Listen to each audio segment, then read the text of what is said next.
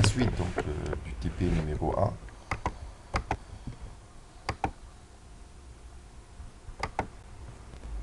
La suite, donc, nous étions dans la question 7. Ok, donc insérer des numéros devant les sous-titres.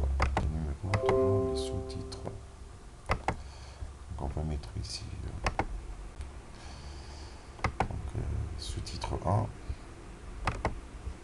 Celui-là c'est le sous-titre 2. 3, 4 et 5. D'accord, donc comme vous voyez ici, donc clic droite, ajuster donc, les sous-titres. Bon, c'est un retrait de 0,5. On doit augmenter aussi les retraits ici.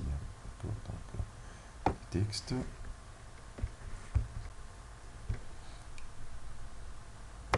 Donc, on va ajouter un peu de retrait.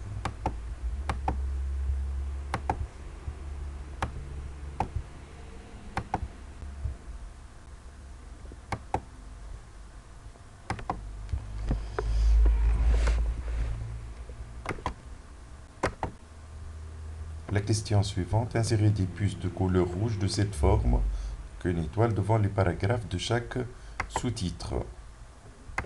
Vous voyez donc ici, je dois sélectionner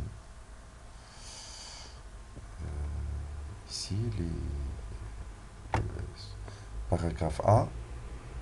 On va aller à puce. Donc définir une puce. On va aller à symbole. Vous voyez au niveau des symboles, on va mettre wingdings. Donc il faut saisir ici pour afficher paramètres. D'accord, donc wingdings.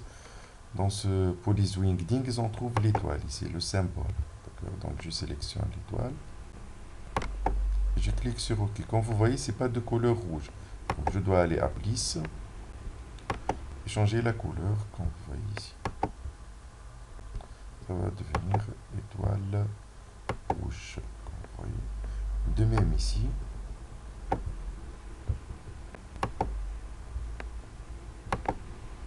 retrait. De même.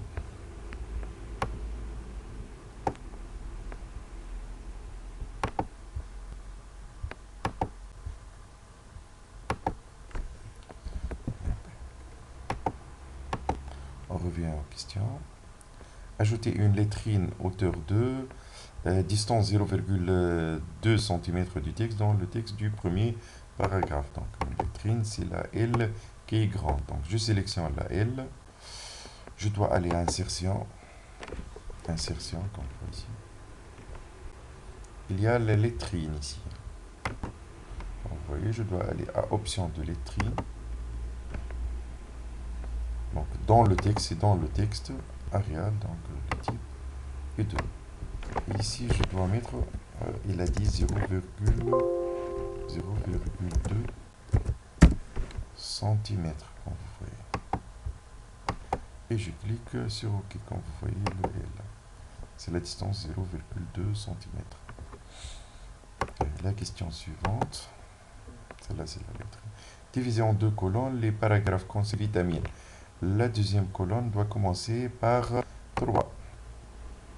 La deuxième colonne doit commencer par 3. Donc, calcium encore. La première chose, je sélectionne. Après, je dois aller à conception, mise en page. Mise en page, comme vous voyez ici, il y a les colonnes. Je dois aller à autre colonne. Par exemple, si vous voulez ajouter une ligne séparatrice, ainsi de suite. Donc, si vous voulez augmenter les espacements, tout se trouve ici. Hein, d'accord. Donc, je clique sur OK. Et du coup, il est divisé le texte en deux. Donc, pour changer par, il a dit, il doit commencer par calcium.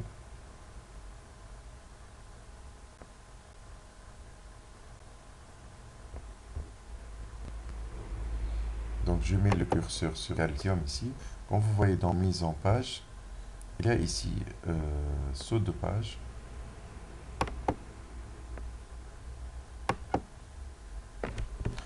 accéder ici, il y a saut de colonne. Donc, indique que le texte qui suit, le saut de colonne commence dans la colonne suivante. Et comme vous voyez, il va commencer à partir de calcium.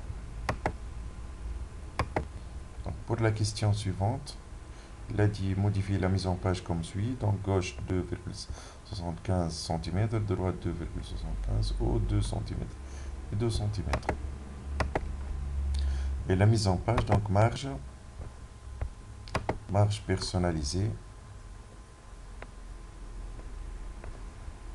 La dit du haut, donc 2 cm. De bas aussi 2 cm. Ici, gauche, donc 2,75 cm. Et ici, 2,75 cm. Et je clique sur OK. La mise en page. La dernière question, donc ajouter un en-tête et un billet de page de dimension respective 1,5 cm et 2 cm de bas. Ajouter l'en-tête, date du jour et au niveau de l'en-tête. Vous voyez le numéro. Donc, la première chose pour l'en-tête, comme vous voyez ici, on va aller à insertion, en-tête.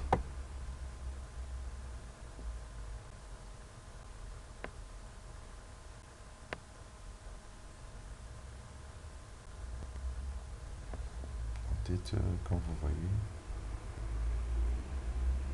vous choisissez par exemple celle-là. Donc ici, on peut insérer la date,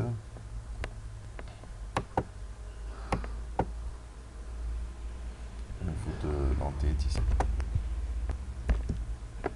Je supprime ce titre.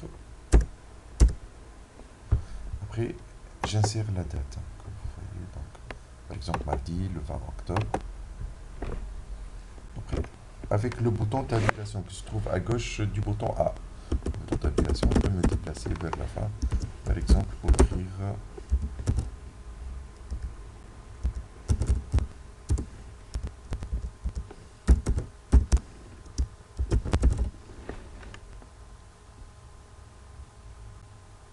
par exemple.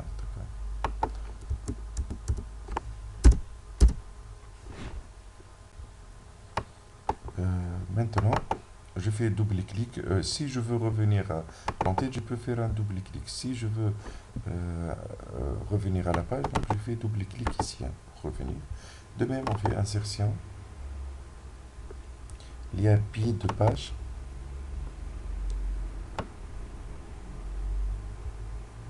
Par exemple, vous voulez mettre ce quadrillage-là, donc page 1 sur A. Vous voyez.